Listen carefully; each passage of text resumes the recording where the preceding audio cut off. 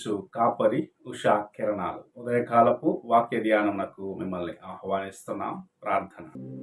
మహాపరిశుద్ధుడైన తండ్రి, కృపగల యేసయ్య, ఈ ఉదయకాల సమయానికి వందనములు స్తోత్రములు చెల్లించుకుంటున్నాం.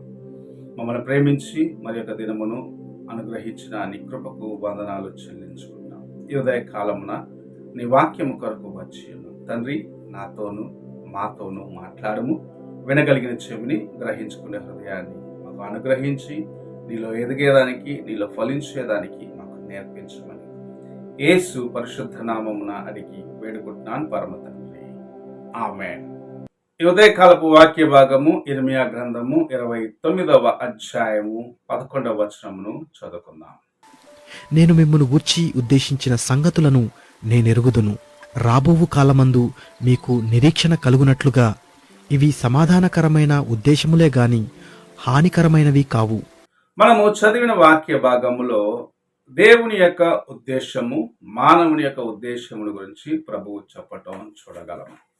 మన యొక్క తలంపులు దేవుని యొక్క తలంపులతో అంత సులభముగా కలిసి పోవు. ఎందుకంటే ప్రభు మన కోసము మేలు చేయాలని ఆశ కలిగి ఉన్నాడు. అయితే అనేక సార్లు మన తలంపులు మన యొక్క జ్ఞానము చేత, పరిస్థితులను బట్టి, ఇతరుల యొక్క సలహాలని తీసుకున్న దాన్ని బట్టి దేవుని చిత్తమును మొదటిగా గ్రహించుకోవాలి అని ప్రభు ఆశిస్తూ ఉన్నాడు. దేవుని యొక్క ఉద్దేశాల్ని గ్రహించుకున్నట్లయితే అనేక సార్లు వాటిని మనము ఎలాగూ పోగొట్టుకుంటున్నామని తెలుసుకోగలము.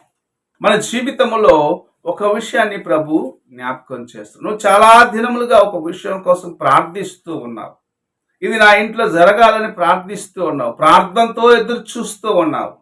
అయితే ఆ కార్యము నీకు సంపూర్ణం అవ్వట్లేదు. పైగా సమస్యలు ఎక్కువైతున్నాయి, కష్టాలు ఎక్కువైతున్నాయి, ఇబ్బందుల మధ్య నుండి వెళ్ళవలసి వస్తుంది అని నీవు తలంచినప్పుడు దేవుని యొక్క కార్యములను మర్చిపోయి వీటిలోనే పడి దేవుని సన్నిధిలో నువ్వెందుకైతే వెళ్ళి మోకరించావు, ఏ కార్యము కోసం ఆయన సన్నిధిలో ఎదురు చూస్తూ ఉన్నావో దాన్ని మర్చిపోయి నిర్లక్ష్యముగా ఈ సమస్య నుంచి బయటకు రావాలి, ఈ కష్టం నుంచి బయటికి రావాలి, ప్రభు నా ప్రార్థన ఆలకించటం లేదు, లేకపోతే ప్రభు దగ్గరికి వెళ్ళి ప్రార్థిస్తుంటే నాకు సమస్యలు ఎక్కువైపోతున్నాయని లోక కార్యములను చూసుకుంటూ దేవుని కృపను నిర్లక్ష్యము చేయించున్నాం. ప్రభు ఈ ఉదయకాల సమయంలో మనకు ఒక కార్యమును జ్ఞాపకం చేయించున్నాడు.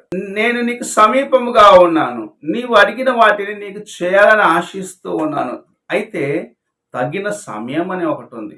అదే సమయంలో నీకు ఆయన ప్రార్థనలో నీవు అడిగిన కార్యమును అనుగ్రహించాలంటే నీవు దానికి సిద్ధపడిన వాడిగా ఉండాలి, దాన్ని తాలుకోగలాలి. అనగా ఆ ఆశీర్వాదము లేకపోతే ప్రభు ఇచ్చిన కార్యమును ఎలాగో నీ జీవితంలో తీసుకునే దాన్ని ఇతరులకు నీవు పంచే వ్యక్తిగా ఉంటావు అని నిన్ను సిద్ధపరచాలని ఆశిస్తూ ఉన్నాడు.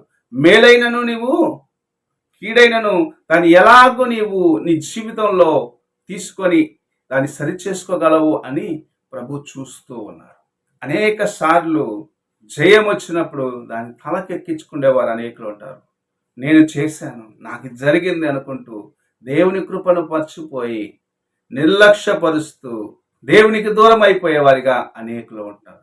ఇంకా కొందరు ప్రభు నాకు చేయలేదని కృంగిపోతూ, ప్రభు ఈ సమస్యలో నాకు సహాయం చేయలేదు అనుకున్న రీతిగా తమ్ము తామే కృంగదీసుకుంటూ దేవుని కృపకు దూరం అయిపోతున్నారు. అయితే నీ తలంపులు దేవుని తలంపులు వంటిగా మార్చబడినప్పుడు, ఆయన యొక్క ఉద్దేశాలుగా నీ యొక్క ఉద్దేశము మార్చబడినప్పుడు, ఆయన నీకు ఏమి చేయాలని అనుకుంటున్నాడని నీవు సరిగా గ్రహించుకున్న దినమున ప్రభు నిన్ను ఆశీర్వదిస్తే ఆ ఆశీర్వాదము నీకు మాత్రమే కాదు, నీ కుటుంబముకు మాత్రమే కాదు, నీ స్నేహితులకు కాదు, నీ బంధువులకు మాత్రమే కాదు, నీ చుట్టుపక్కల ప్రతి ఒక్కరికి ఆశీర్వాదకరంగా చేయగలడు.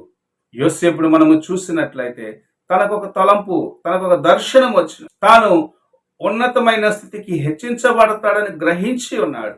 అయితే దానికి ముందు తన జీవితంలో చూసినట్లయితే ఎన్నో పోరాటములు, తన యొక్క సహోదరులు అతన్ని ద్వేషించినారు, అతని సహోదరులు అతన్ని బావిలో పడవేసినారు, ఆ సహోదరులు అతన్ని బానిసగా అమ్మివేసినారు. బానిసగా వెళ్ళిన స్థలంలో ప్రభు ఆయనతో తోడుగా ఉన్నాడు. బానిసగా వెళ్ళిన వ్యక్తి అపనింద మోస్తూ చెరకు వెళ్ళినాడు. ఏంటిది అని తాను కృంగిపోలేదు. ప్రభు సమస్తమును తన చిత్తానుసారముగా చేస్తున్నాడని గ్రహించుకున్నాడు. దేవుని యందు భయభక్తులు కలిగిన వాడిగా జీవించినాడు. అది ఎలాంటి పరిస్థితి అయినను సరే, కష్టతరమైన పరిస్థితుల్లో దేవుని యొక్క తన హృదయాన్ని జాగ్రత్తగా కాపాడుకున్నాడు. పాపమునకు దూరముగా ఉన్నాడు. తను తాను పరిశుద్ధముగా కాపాడుకున్నాడు. అందుకే ఒక దినం వచ్చినది, చెరలో ఉన్న వ్యక్తిని రాజసింహాసనమునకు ముందుగా నిలబెట్టినాడు ప్రభు. రాజసింహాసనం మాత్రమే కాదు, ఆ సింహాసనము ప్రక్కన సింహాసనము వేసి యోసేపును అందులో కూర్చోబెట్టినాడు ప్రభు. అది దేవుని యొక్క ఉద్దేశం. నీ కోసము కూడా ప్రభు అలాంటి తలంపులను కలిగి ఉన్నాడు.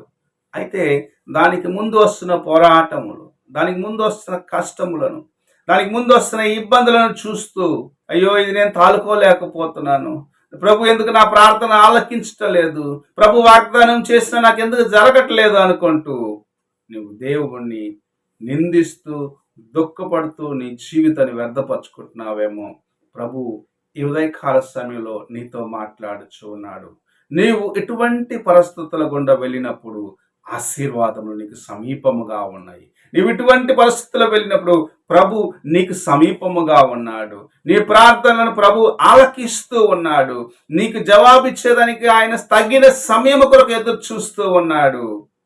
అయితే నీవు విడువక దేవుని వైపు చూసి ఆయన కృపను సంపాదించుకోవాలని ఈ ఉదయకాల సమయంలో ప్రభు నీతోనూ నాతోనూ మాట్లాడుచు ఉన్నాడు.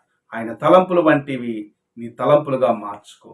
నీ తలంపులను దేవుని యొక్క ఉద్దేశములకు సరిగా ఉండినట్లుగా మార్చుకున్న దినమున నీ వెళ్ళవలసిన త్రోవలో ప్రభు నీకు సహాయము చేసి నిన్ను ఆశీర్వదించి నడిపించేదానికి తోడుగా ఉన్నాడు.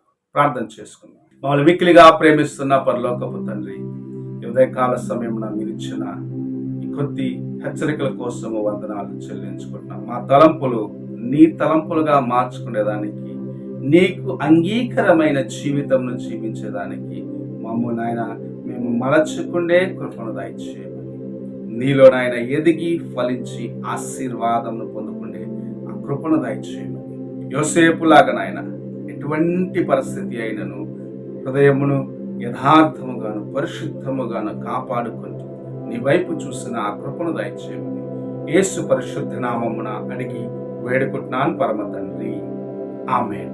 తండ్రి అయిన దేవుని ప్రేమ, కుమారుడైన క్రీస్తు కృప, ఆదరణకర్తైన పరిశుద్ధాత్మక సహవాసము ఇప్పుడు ఎల్లప్పుడూ తోడై ఉండి సదాకాలము నడిపించును గాక. ఆమేన్.